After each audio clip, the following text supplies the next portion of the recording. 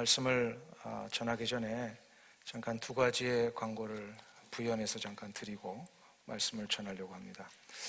첫 번째로는 21년 동안 우리와 함께 신앙생활 하셨던 신영규 목사님께서 지난 목요일 날 오후에 정말로 편안하고 아름답게 하나님의 품으로 돌아가셨습니다.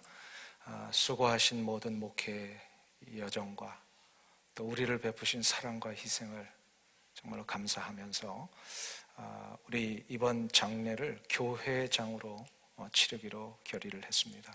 교회장으로 치른다라고 하는 것은 모든 장례의 절차와 또 책임과 모든 상황들을 교회가 차지해서 나간다는 것을 얘기를 합니다.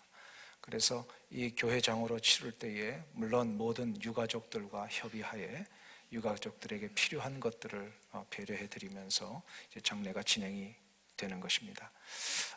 이번 장례가 가장 민감한 요 상황 속에서 이루어졌기 때문에 좀 많은 분들이 염려하시는 것이 있을 줄로 압니다. 지금 주 전체, 나라 전체적으로 지금 모이는 것을 가급적이면 자제해달라고 하는 이런 공문들이 계속 오고 있는 때에 장례를 어떻게 해야 될까 고민을 하는 중에 우리 어제 당회를 통해서 결의하기를 이 장례는 외부에다가 다 알려서 부고는 하지만 그리고 이제 월요일 날 부고가 나갈 것입니다. 하지만 모든 조문객, 외부의 조문객은 받지 않고 우리 교인들로만 장례를 치르기로 했습니다. 이 점 양해해 주시고 혹시 주변에 우리 교인이 아닌 다른 분들이 혹시 참여하시려고 할 때에는 가급적 자제해달라고 부탁을 해주시면 감사하겠습니다. 그리고 또 우리 유가족들을 위한 인사와 조문의 그 경의를 표하려고 하는 분들에게는 우리 신영규 목사님 가정의 주소와 전화번호를 부고장에 다 실었습니다. 그래서 직접 인사하고 경의를 표해주시는 그런 시간을 가지시면 되겠고요. 그리고 또 우리 교인들 가운데서도 정말로 참석은 하고 싶지만 또 이 지금 상황이 이래서 좀 참석하기가 어려우신 분들은 개별적으로 인사하시고 마음 편안하게 모든 일에 동참하시면 되겠습니다.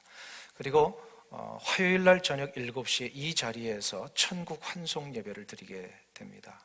또 마음을 다해 위로하고 싶으신 분들이 있으시면 이 자리에 오시면 되겠고 또 수요일 날 오전 11시에는 로즈힐에서 하관 예배로 드리게 됩니다. 이 모든 과정이 하나님 은혜 가운데 잘 진행될 수 있도록 우리 모든 성도님들 기도해 주시고 또 21년 동안 우리 교회를 위해 헌신하신 목사님의 그 놀라운 그 신앙의 헌신과 섬김이 계속해서 앞으로 다음 세대들까지 이어질 수 있는 계기가 되도록 기도해 주시기를 부탁을 드립니다. 그리고 이 자리를 빌어서 우리 모든 유가족들에게 진심으로 하나님의 위로와 평안을 구합니다. 또 다른 한 가지는 이미 우리 공동체 목사님들을 통하여서 안내 메일과 또 카톡과 메시지를 받으셨는 줄로 압니다. 주보에 나누어드린 우리 코로나 바이러스 확산에 대한 당의 결정사항을 좀 읽어드리면서 설명을 하는 것이 빠를 것 같아서 주보에 나눠드린 이 안내문을 한번 다 보시면서 읽어드리기를 원합니다. 두 가지의 내용이 편지로 들어 있습니다. 첫 번째는 제가 이 모든 결의에 대한 그 교회 앞에 드리는 목회적인 서신의 형식을 뗀 내용입니다. 그러나 두 내용이 똑같기에 목회적인 서신은 나중에 집에 가서 한번 읽어보시고요. 그 다음에 안내문으로 쓰여 있는 내용을 함께 보시면 되겠습니다. 거기 보시면 우리는 참으로 어려운 시간을 지나고 있습니다. 한 번도 경험해보지 못한 코로나 바이러스의 확산은 지금 우리의 지역사회까지 퍼지고 있습니다. 이로 인해 우리 오렌지 카운티 한인교회는 우리 성도님들의 안전과 이 시대의 교회의 사회적 책임을 감당하는 마음으로 당회에서 아래와 같이 결정했습니다. 그 조치 기간은 3월 16일부터 31일 화요일까지입니다. 주일 예배 2주간 3월 22일 다음 주일과 그 다음 주일 3월 29일입니다. 주일 예배는 모든 교역자, 당회원, 카운슬 회원만 본당에서 예배를 드립니다. 그 외의 모든 성도님들은 가정에서 평소 예배 시간 1부 8시, 2부 9시 45분, 3부 11시 30분에 인터넷 생방송으로 예배를 드리시기를 권면합니다. 교육부서와 EM도 인터넷 생방송으로 예배를 드립니다. 인터넷 생방송은 교회 홈페이지에서 제공됩니다. 인터넷 생방송으로 드리는 예배의 지침과 연결 방법은 안내문 뒷장에 자세히 나와 있습니다. 주중에 교회의 주보와 헌금 봉투를 보내드립니다. 평소 주일 예배에 참석하듯이 경건하고 기도하는 마음으로 예배를 준비해 주시기를 바랍니다. 주중 예배도 평소 예배의 시간에 인터넷 생방송으로 드립니다. 매일 새벽 5시 30분, 수요 예배 7시 30분, 토요 새벽 5시 30분입니다. 주중 예배는 우리 교역자들만 드리려고 합니다. 그렇게 아시고요. 매일 새벽에 우리 새벽 기도와 또 수요 예배 오셨던 모든 분들은 그 시간대에 생방송으로 예배를 이 자리에서 드리는 것을 보내드릴 것입니다. 함께 동참하시면 되겠습니다. 각종 모임 3번입니다. 교회 모든 모임, 양육, 훈련, 전도, 선교, 동산 모임은 일시적으로 중단을 합니다. 목양, 성도님들을 대면하는 신방은 중단하고 우리 목회자들이 성도님들 향하여 했던 모든 목양입니다. 신방은 대면하는 신방은 중단하고 전화 신방 위주로 목양을 합니다. 교역자들은 근무 시간에 언제나 교회에 있습니다. 필요한 일이 있으시면 교회로 연락해 주시기를 바랍니다. 그 다음 보시면 인터넷 생중계 예배 지침이 나와 있습니다. 첫 번째, 하나님은 어디서나 예배의 자리에 임재하십니다. 모든 성도는 하나님이 예배를 받으심을 알고 거룩하게 구별하여 경건한 마음으로 영과 진리로 예배를 드립니다. 예배에 집중할 수 있도록 장소를 지정하여 주변을 청소하고 정리합니다. 3번, 깨끗하고 단정한 용모와 복장으로 준비합니다. 네 번째로, 가정에서 예배를 드릴 때는 예배를 주관할 수 있는 한 사람, 아버지 혹은 어머니 혹은 남편을 세워주시기를 바랍니다. 5번째, 예배 시간 엄수가 중요합니다. 최소 10분 전에 자리에 앉아 본문을 미리 읽고 예배와 교회를 사모하는 마음으로 기도하며 준비해 주시기 바랍니다. 6번째, 예배 실황에 적극적인 자세로 함께합니다. 신앙 고백, 찬양, 기도, 성경 봉독을 포함한 모든 예배의 순서에 능동적으로 참여해 주시기를 부탁드립니다. 7번, 예배 중에는 셀폰을 끄고 예배에 집중할 수 있는 다른 기기로 예배를 드리시기를 바랍니다. 또 8번, 예배를 드리고 나서는 코로나19 사태의 치유와 회복을 위해서 기도하며 함께 모여 예배하는 예배 공동체가 되도록 교회를 위해서 기도해 주시기를 바랍니다. 인터넷 생중계 연결 방법이 있습니다. 교회 웹사이트를 접속하셔서 kcrcoc.com 혹은 오렌지 카운티 한인교회를 검색하여 홈페이지에 접속하십니다. 2번, 상단 메뉴에 말씀 찬양에서 주일 설교를 클릭하시면 들으실 수가 있습니다. 그러나 1번과 2번을 혹시 모르시는 분들을 위해서 저희 교역자들이 예배 시간 한 2시간 전에 여러분의 카톡이나 메시지나 혹은 이메일로 한 번만 이렇게 다 클릭을 하시면 들어가실 수 있도록 링크를 카피해서 다 보내드릴 것입니다. 그러면 이런 걸 일일이 찾지 않으셔도 그냥 카톡 속에 온 설교 링크라고 하는 것은 인터넷에 이렇게 클릭할 수 있도록 만들어 놓은 주소를 얘기를 합니다. 그것만 이렇게 누르시면 마우스나 이런 걸로 이렇게 한 번만 클릭을 하시면 다 들어가실 수 있도록 이렇게 해드리겠습니다. 그래서 우리 권사님들도 카톡은 다 하시니까요. 거기에서 이렇게 한 번만 누르시면 전화기를 통하여서 예배 실황 방송이 진행이 되도록 이렇게 해드리겠습니다. 좀 상황이 급박하게 우리 지난주일까지도 이런 결정을 못 내렸었습니다. 우리 그냥 예배는 계속 진행하고 주중 모임만 삼가하려고 그랬는데 상황이 며칠 사이에 아주 급박하게 지금 바뀌어져 가지고 모든 공공기관과 학교들이 다 클로즈를 했습니다. 아시다시피. 그래서 어저께 급하게 당회를 통해서 결의를 했고요.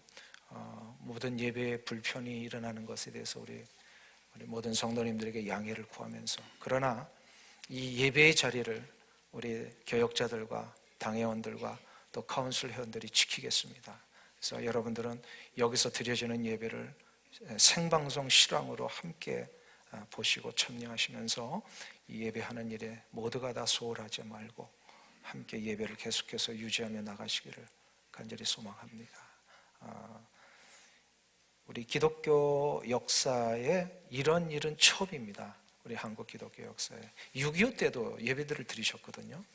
근데 이렇게 좀 어려운 문제는 굉장히 전염병이 창궐하고 있는 이런 시대이니만큼 여러분들 마음을 다해서 함께 모아주시고 나아가시는 그런 지혜가 이번에 필요하리라고 믿습니다. 또한 이런 상황이 빨리 종식될 수 있도록 여러분들 특별하게 기도를 부탁드리겠습니다. 우리 그래도 이제 2주 후에 만나게 될 우리 성도님들을 향하여서 우리 한번 서로를 향하여서 악수하지 마시고 성도의 교제 나눌 때 반갑습니다, 축복합니다, 우리 좀 앞뒤 좌우에 계신 분들하고 인사해 주시면 감사하겠습니다. 네, 인사를 드립니다. 오늘 어저께 이 메일과 목회 서신을 미리 보내드려가지고 어떤 분들은 오늘부터 예배를 안 드리시는 분들이 꽤 많으세요. 그래가지고 그 내용이 내일부터인데 오늘부터 안 드리는 걸로 알고 그래서 오늘 많이 빠지셨네요, 그죠? 하지만 우리 정식으로는 오늘까지 예배 드리고 우리가 2주 동안 인터넷으로 생방송 드리게 됨을 알아주시길 바랍니다. 지금 말씀드렸듯이 참으로 어렵고 힘든 상황을 우리가 지나고 있습니다. 이 사상 유례 없는 전염병의 창궐과 함께 우리 기독교 역사에 한 번도 경험해 보지 못한 이런 집회와 예배의 어려움 앞에 참 많이 혼란스럽고 두렵지만 과연 이런 상황 속에서 우리 그리스도인들은 어떤 마음의 자세를 가져야 될까요? 그것은 다시금 아주 우리의 기본적인 신앙의 원리로 돌아와야 합니다. 이런 상황 속에서 말씀은 우리에게 어떻게 하라고 하시는가, 이거를 우리가 좀 들어야 합니다. 주님께서 모든 두려움과 염려의 문제가 올 때에 어떻게 우리에게 말씀하셨을까요? 요한복음 14장 27절에서 주님은 우리에게 이렇게 말씀하셨습니다.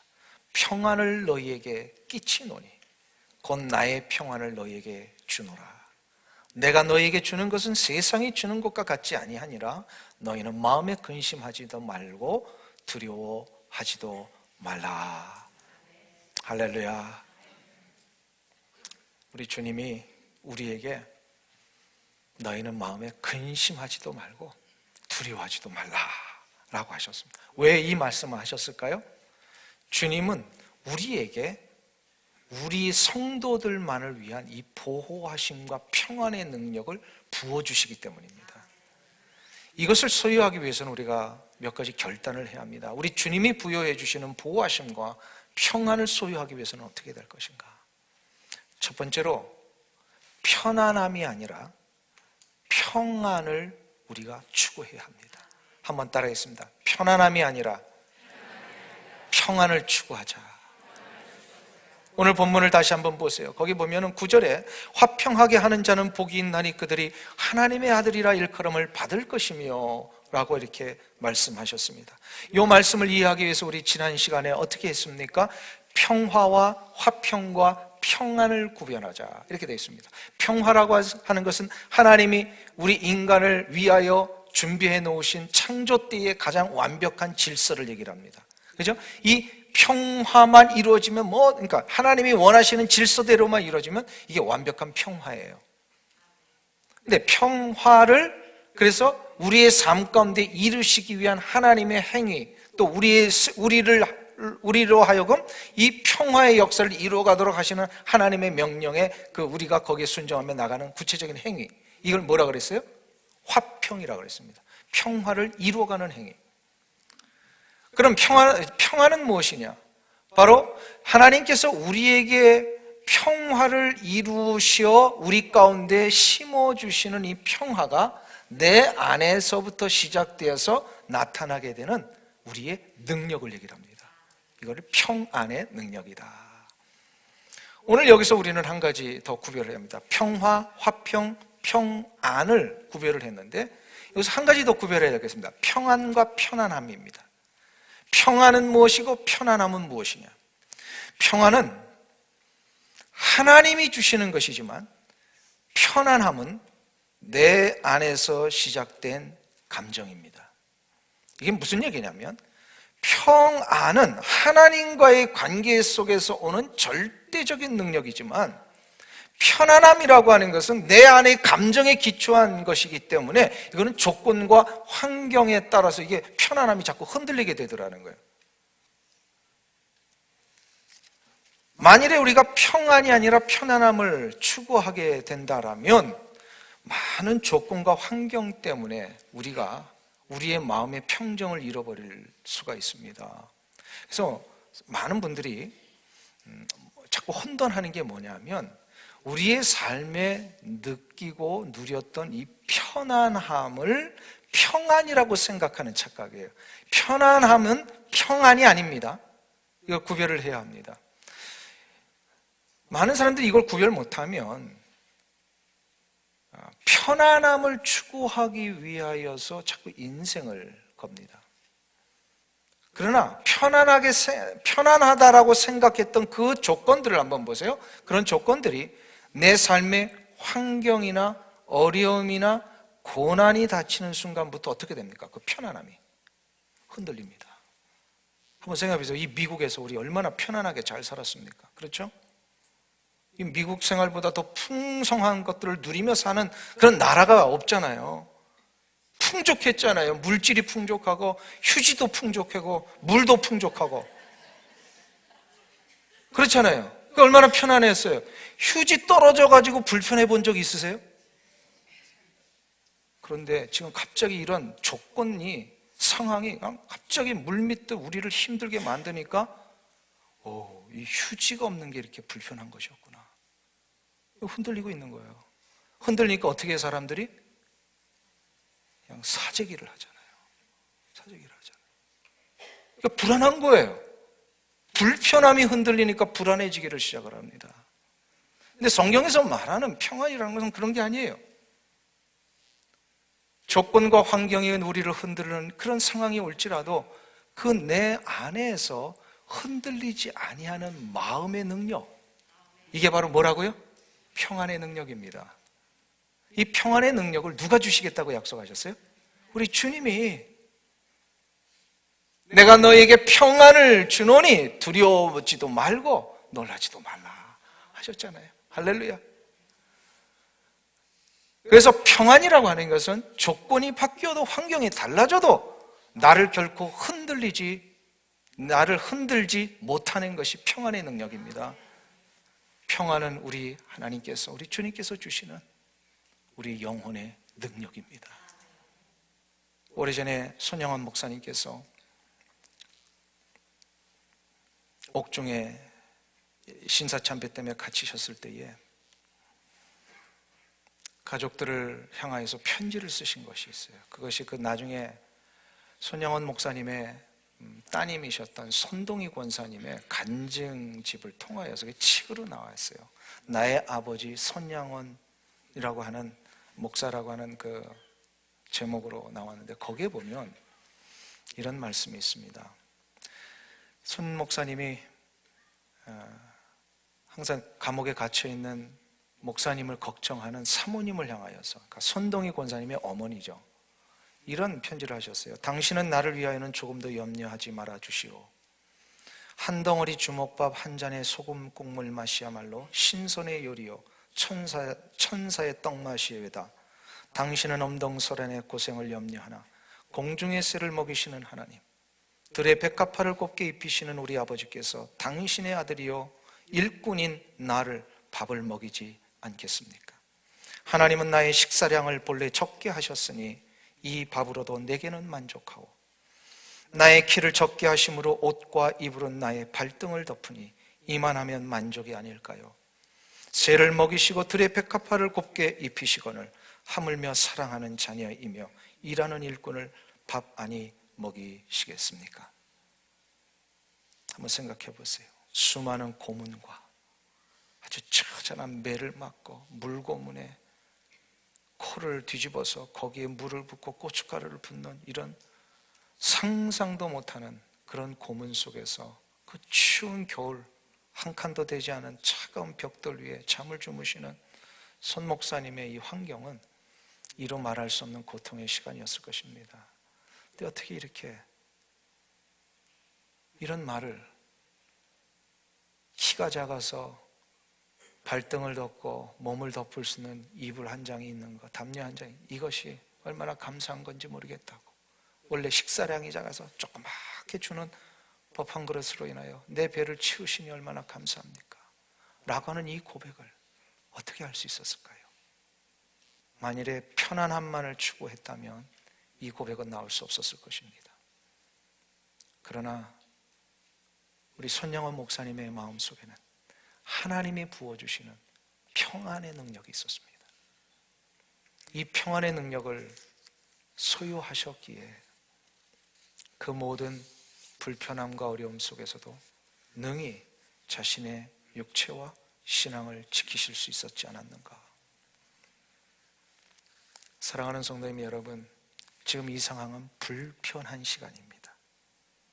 그러나 우리 성도들이 평안의 능력을 분명히 소유하고 있다면 우리는 절대로 흔들리지 않을 것입니다. 세상 사람들과 같은 그런 리액션 취하지 않습니다. 우리는 전능하신 하나님의 아들입니다. 전능하신 하나님의 딸입니다. 하나님이 여러분들을 지켜주실 것입니다. 두 번째로, 주님이 주시는 이 평안을 얻기 위해서는 어떻게 해야 되느냐?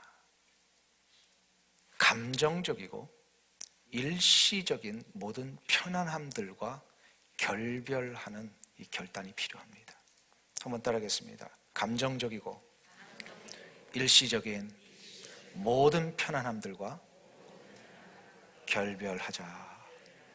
이스라엘 백성들은 430년 동안 노예살이를 하면서 자기들도 모르게 그 노예살이에 젖어버렸습니다. 젖어버렸다는 것은 노예살이가 편안하다라고 생각을 하는 거예요. 이게 얼마나 어리석은 생각입니까? 노예살이가 좋습니까? 자유의 생활이 좋습니까? 당연히 자유의 생활이잖아요. 광야는 저들에게 시작된 자유의 삶이었습니다.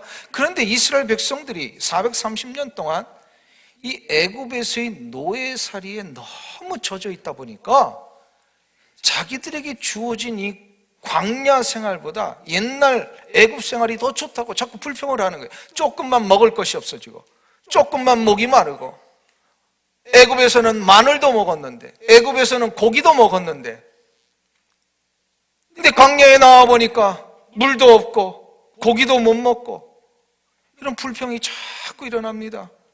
우리가 묻힐 무덤이 없어서 이 광야까지 데리고 왔느냐, 막 모세를 원망을 했어요. 그러면서 저들이 하는 말이 뭐예요? 광야로 애굽으로 돌아가겠다, 애굽으로 가겠다, 자꾸 그러잖아요.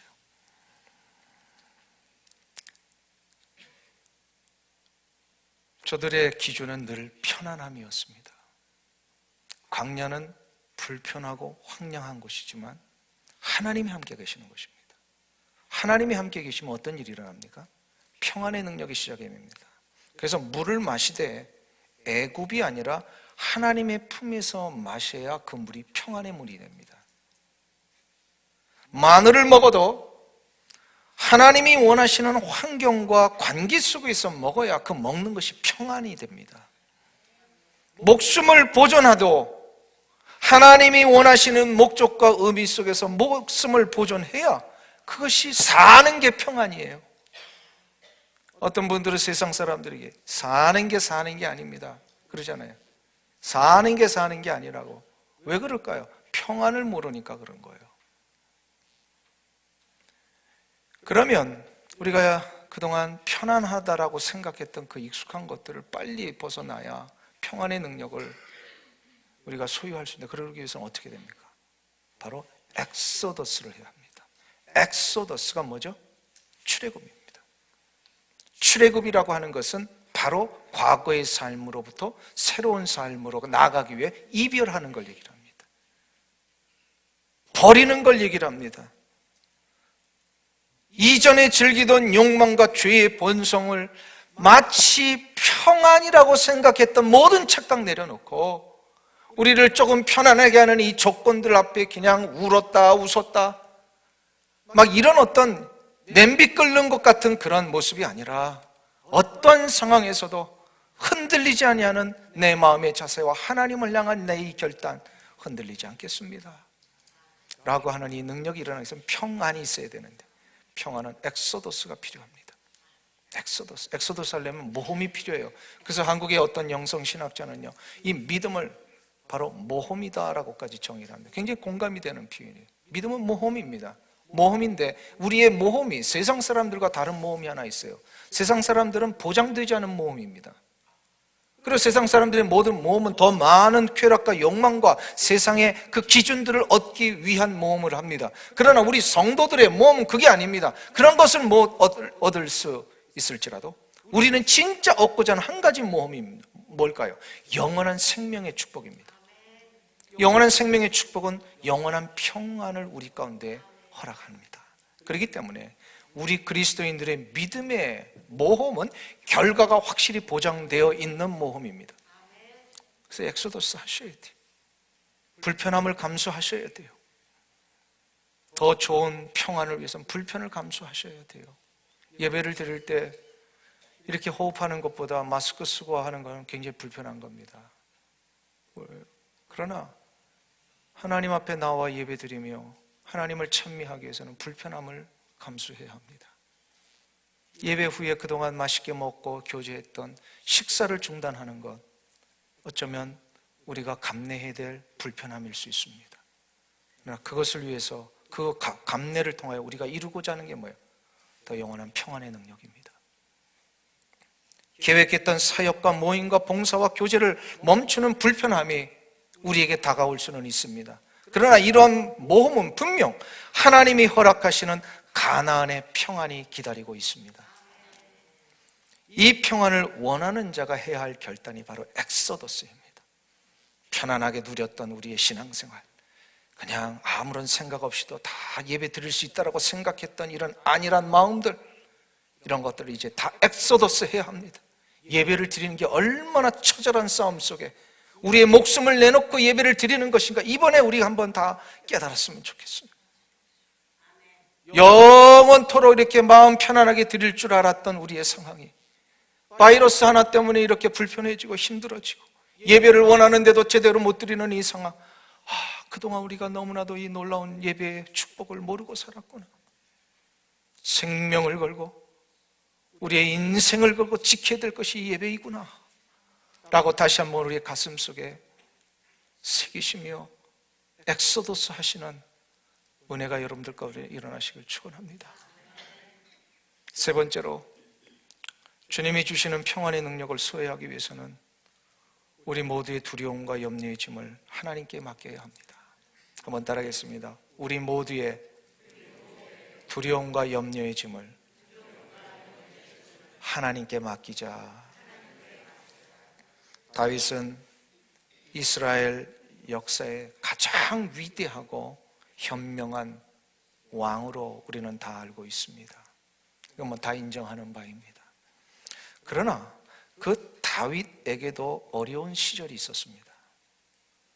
다윗이 어려움을 이루 말할 수 없이 받았죠. 왕이 되기 전에도, 왕이 된 다음에도 수많은 적들과 원수들의 위협 앞에 쫓겨다니고 이 죽음의 위협을 얼마나 많이 경험을 했습니까? 그러나 그 모든 걸 통틀어서 가장 처참하고 힘들었던 상황이 하나 있다면 이거 하나 꼽을 수 있을 것 같아요. 가장 부끄럽고 처참한 위기, 뭘까요? 아들로부터 반란을 당해가지고 압살롬 아들이 아버지 죽이겠다고 쫓아오는 이 상황 앞에 아버지로서 참담함을 이룰 수 없었을 것입니다. 도망을 쳤잖아요. 싸울 수도 있었는데, 아들하고 싸울 수도 있었는데 참담한 마음을 이끌고, 얼마나 참담했는지요. 다윗이 그런 표현을 했어요. 머리를 풀어 헤치고 맨발로 도주를 했대요. 아버지가, 아들이 아버지 죽이겠다고 하니까 저 녀석 내가 싸워서 이길 수 있지만 아버지의 마음이 그렇지 않잖아요. 그래가지고 그냥 참담해가지고 머리 풀어 헤치고 그냥 맨발로 도주를 했어요.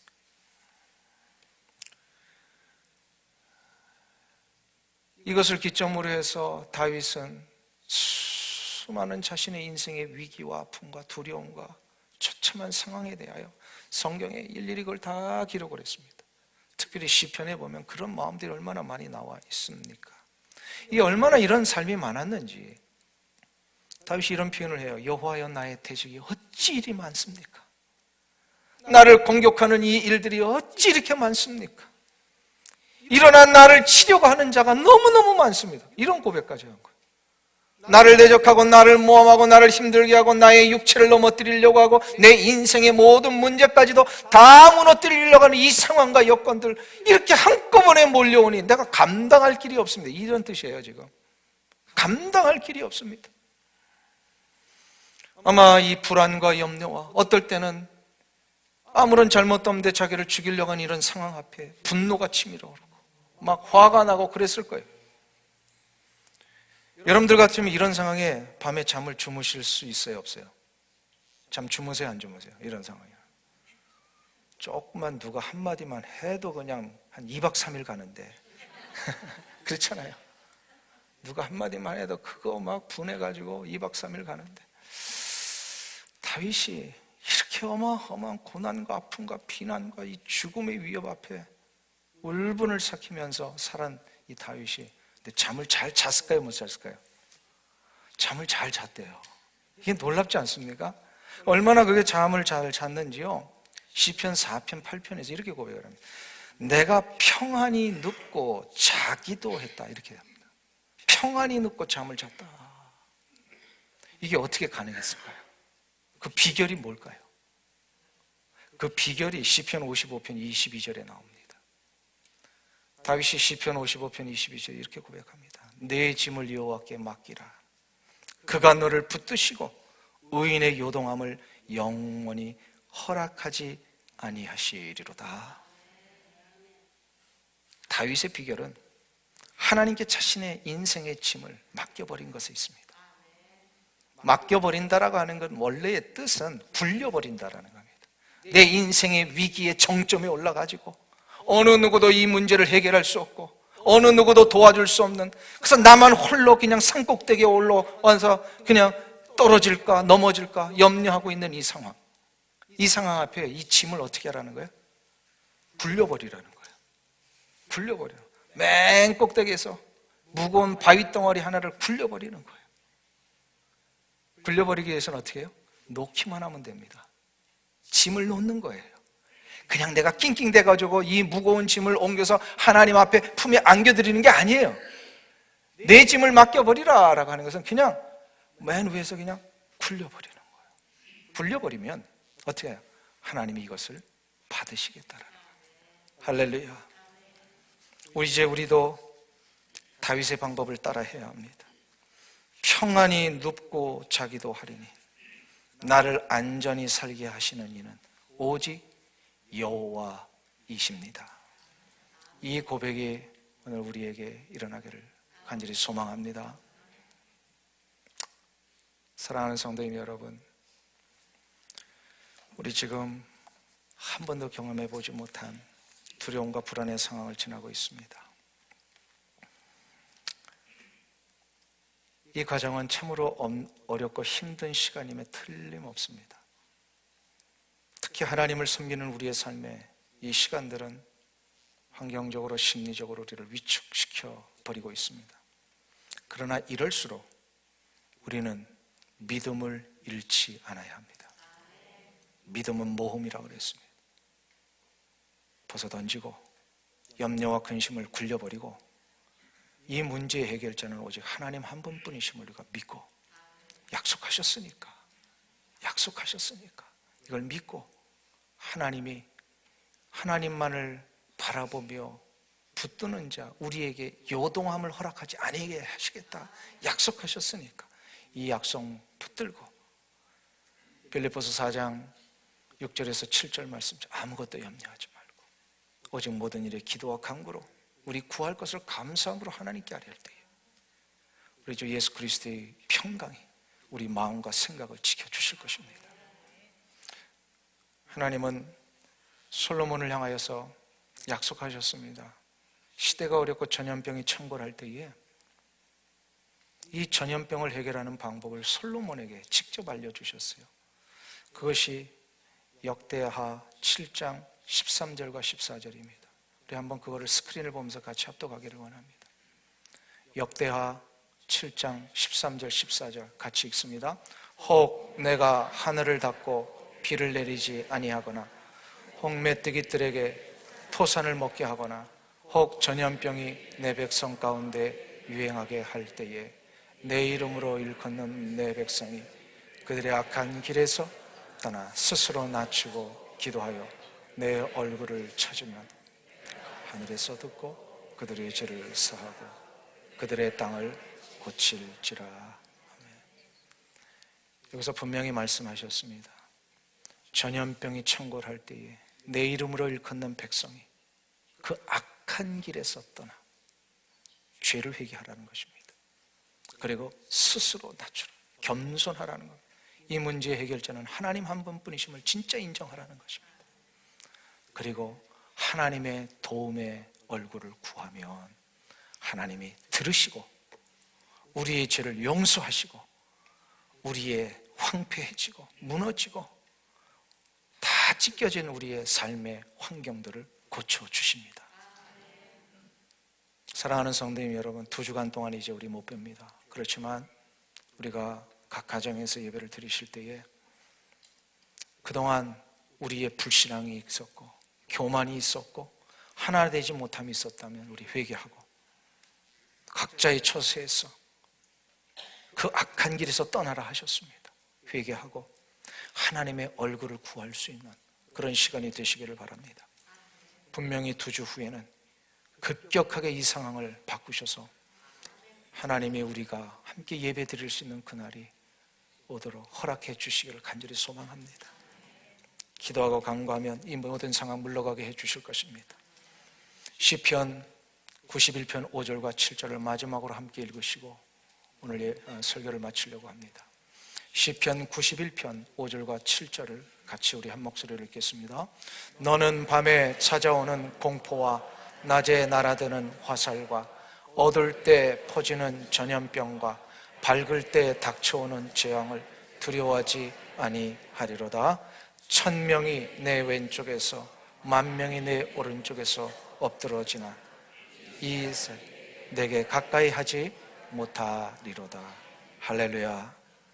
이 약속의 말씀 꼭 붙드시고 하나님의 회복케 하시는 귀한 은혜와 능력을 경험하시길 주의 이름으로 축원합니다. 기도하겠습니다. 하나님 아버지, 우리의 환경과 여건이 우리를 흔들지 못하고 우리를 낙심하지 못하게 만드는 이유는 하나님의 은혜와 평강이 지금 우리 가운데 부어지기 때문임을 믿습니다. 사랑하는 모든 성도들, 두려워하지 말고 움츠려들지 말고 세상 사람들이 하는 것과 같은 그런 행동하지 말고 의연하게 이 상황을 대처하며 하나님이 주시는 놀라운 평안의 능력을 가지고 겸비하여 하나님의 은혜를 구하고 우리의 죄와 허물들을 자복하며 회개할 수 있는 이 2주간이 되게 하여 주시옵소서. 그리하여 어떤 상황과 어떤 여건이든지 예배의 시간을 지키고 예배의 자리를 확보하고 하나님 앞에 기도하며 나갈 때 주께서 우리의 예배를 받으시고 우리의 간구를 들으셔서 이 땅을 고쳐 주실 줄로 믿습니다.